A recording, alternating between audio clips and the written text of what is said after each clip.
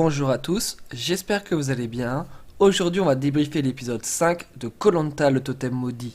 Et que dire, il s'en est passé des choses dans cet épisode, mais revenons au début de l'épisode. On découvre Jean-Philippe avec les pieds gonflés. Est-ce une piqûre d'animaux, une allergie? On ne sait pas encore, mais là je préfère vous le dire tout de suite, je pense que ce n'est pas bon signe pour la suite de l'aventure, et quelques indices sont déjà présents, mais j'y reviendrai plus tard. Nous voyons ensuite les deux équipes, les jaunes et les rouges, construire les radeaux. Et clairement, côté jaune, on a deux hommes qui se démarquent énormément, Bastien et Colin. Les deux maîtrisent les nœuds à la perfection, et je ne sais pas si vous avez remarqué, il y a eu une petite comparaison entre deux candidats, Maxime et Colin. Ils étaient tous les deux scouts. Là où Maxime ne se souvenait plus de comment faire les nœuds, Colin les a encore mis très facilement en pratique. D'ailleurs, celui-ci en prend un peu plus pour son grade. Tout simplement car on voit Pauline et Ambre parler en disant qu'ils avaient mis Maxime sur un piédestal et qu'ils se rendent compte que ce n'est peut-être pas l'aventurier le plus fort.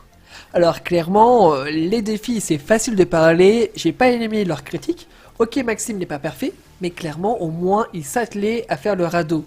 Les filles auront peut-être comme excuse que Fouzi et Maxime ne les ont pas écoutés au début quand elles ont parlé, mais clairement on voit que Géraldine en a imposé et elle a su faire preuve de conviction. Tout simplement car on voit que c'est elle à la fin qui a fait tous les nœuds de son équipe et chapeau. Clairement pour une femme de 47 ans, on voit là une différence de personnalité entre les jeunes et les plus âgés. Là où Pauline et Ambre ont vite abandonné après un seul refus de ne pas les avoir écoutés, elle a persisté et elle s'est fait écouter, donc chapeau. Passons maintenant à l'épreuve de confort qui a été très intéressante pour plusieurs raisons.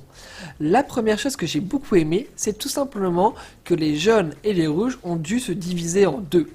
Ça paraît bête, mais des fois on se dit non mais on perd le confort à cause de une ou deux personnes. Et là, clairement, il y avait une stratégie toute simple. On pouvait mettre les 4 meilleurs ensemble et les 4 plus faibles ensemble. Et si ça faisait match nul, clairement, les 4 meilleurs affronteraient les 4 autres meilleurs de l'autre équipe. En tout cas, chapeau à Bastien qui a parfaitement navigué la barque. Pour quelqu'un qui n'a jamais fait de canoë, ni de paddle ou autre sport sur une planche, il s'est débrouillé comme un chef. Cette incroyable performance a permis d'être mis un peu plus en avant, mais tout de suite après cette épreuve de confort, il redevient très discret et participe à la vie du camp. Clairement, là vraiment, comme je disais plusieurs fois déjà, un profil pour un candidat qui va aller très loin dans l'aventure.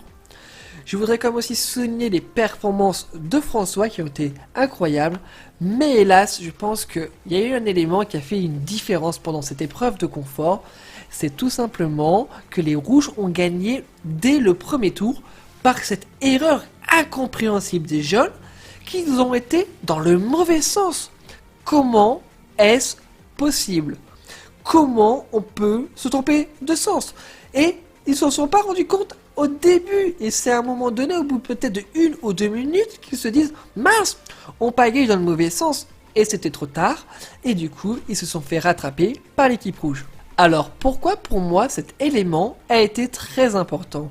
Tout simplement car François a eu moins de tours pour s'entraîner à prendre les virages. Et d'ailleurs, pourquoi les rouges ont perdu en finale? Car hélas, François a mal estimé le virage. S'il y aurait eu 2 ou 3, voire 4 tours pour rattraper l'équipe jaune lors de ce premier affrontement, peut-être qu'il aurait appris à beaucoup mieux maîtriser l'embarcation et peut-être que les rouges auraient gagné le confort. Comme quoi, ce qui aurait pu ressembler à un avantage au début, s'est peut-être transformé en handicap pour la suite de l'épreuve. Les jeunes gagnent donc le kit de pêche, Stéphanie est heureuse, elle va pouvoir pêcher.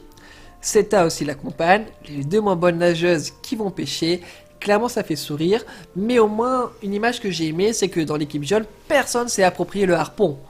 Par contre je voudrais quand même revenir sur une performance de quelqu'un, Alexandra, qui a dit mais moi je pêche avec mon père, j'habite dans les îles, clairement je vais ramener du poisson, avoir le kit de pêche égale nourriture.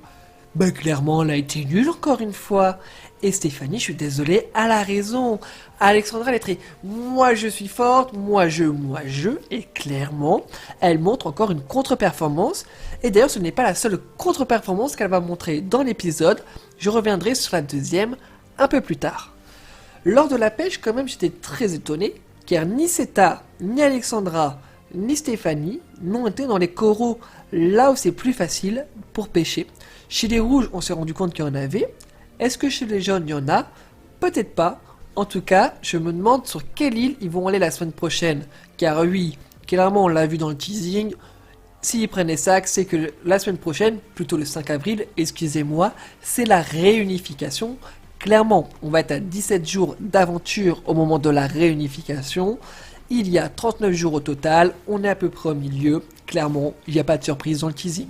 Passons maintenant à l'épreuve d'immunité qui m'a agacé. Je trouve l'épreuve parfaite sauf sur sa fin. Pourquoi remettre un puzzle une deuxième fois? Clairement pour moi ça désavantage totalement l'équipe jaune parce qu'ils ne sont pas doués dans les puzzles. Ils sont bons dans l'eau et physiquement, mais Ambre c'est une machine de guerre, elle a une sacrée vision, elle est très logique et le fait d'avoir mis 2 puzzles fait que les jaunes ont encore perdu. Alors pourquoi 2 puzzles à la suite? Dites-le moi. Un puzzle, je peux comprendre, mais 2 puzzles, ça devient chiant. Et clairement, quand il y aura des morts subites, ça sera encore des puzzles. Combien on va s'en bouffer pendant cette saison? 5, 6, 7. Désolé, mais ma voix, elle monte. Mais clairement, ça m'énerve. On sait déjà qu'il va y avoir au moins 2 ou 3 morts subites. Si on se dit qu'il y aura minimum 3 morts subites après la réunification, là, on a eu 2 puzzles ces 2 dernières semaines. On a eu un puzzle lors du premier numéro. Ça fait 6 puzzles. Mais what the fuck, quoi? C'est une Koh-Lanta, c'est un puzzle ou c'est une épreuve physique? Je perds mes mots tellement que ça m'énerve. Sérieusement, à un moment donné, ils vont tous aller en marchant et faire un puzzle à la fin, ça va être facile. Clairement, ça devient chiant. Koh-Lanta, moi je veux de l'épreuve physique, je veux aller sous l'eau. Pourquoi on ne voit pas porter des bouées sous l'eau, sérieusement? Les coraux sont magnifiques, c'est transparent. Parce que Seta et Stéphanie ils savent pas nager, putain. Désolé, je m'énerve un peu, j'ai pas l'habitude de faire ça, mais là, clairement, le puzzle, ça m'a énervé. Car je trouve que ça a enlevé du suspense. Dès qu'ils ont dit puzzle, je me suis dit, putain, les jeunes, ils sont perdus, et ça a pas loupé. D'ailleurs, sur ce puzzle, on n'a pas du tout vu Alexandra. Car rappelez-vous de l'épisode 3, elle a dit « Oui, j'ai pas compris les règles de Jenny Brugnard, c'est pour ça que j'ai fait perdre l'équipe, je pensais pas que j'avais les yeux brandis, et c'est pour ça que j'ai fait perdre mon équipe, car j'aurais pu les aider sur le puzzle. » Là, elle fait quoi? Elle est là, elle est devant le puzzle, et elle voit rien, c'est Olga qui essaie de le faire.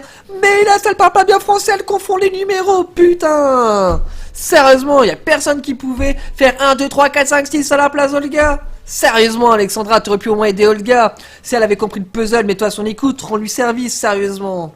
Bon, passons au conseil maintenant et je me calme, je vous l'assure. Clairement, les ex-bleus et les ex-verts ont fait une erreur stratégique. Ils auraient dû casser le trio bleu. Tout simplement car maintenant, si je me trompe et qu'il n'y a pas la réunification la semaine prochaine, Yannick peut sortir s'il va éliminer un ex-bleu. Car 3 bleus plus 2 votes noirs, ils sont 5 contre 4. Ça y est, c'est plié. Et s'il y a réunification, bah les ex-bleus, ils ont un gros coup à jouer en termes d'alliance. Car tout simplement, ils peuvent éliminer un Yannick facilement car il a ses 2 bracelets et ça élimine un ex-violet. Sur ce, voilà pour la débrief de l'épisode 4. Je m'excuse encore d'avoir monté un peu dans les tons, mais cette épreuve m'a énervé. Donc si cette vidéo t'a plu, n'hésite pas à mettre un pouce bleu, à me donner ton avis sur l'épisode dans les commentaires. Et sur ce, on se retrouve très vite. Bye bye.